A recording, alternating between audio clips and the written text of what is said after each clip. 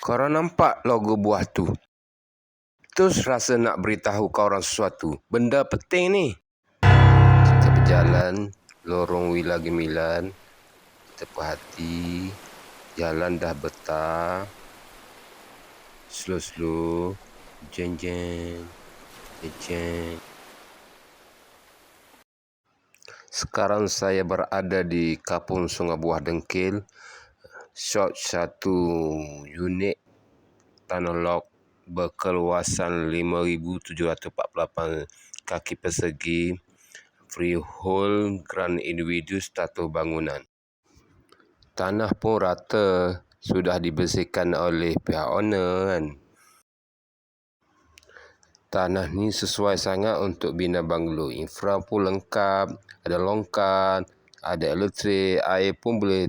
Dengan korang beli tanah ni, korang boleh bina banglo impian, tak perlu berkonsiden dengan siapa-siapa pun. Pada masa akan datang, laluan ni akan dibuka exit Sakwil, mudah akses ke KL, ke Selangor kan, tak sampai 1 km lah. Sebelah tanah ni pun dah bina banglo, dah ada penduduk yang tinggal kan, mudah nak dapatkan infra elektrik, air. Korang tengok sendiri, tengok banglo ni pun dah besar kan, dah pernah duduk, kejiranan pun Melayu, harmoni kan.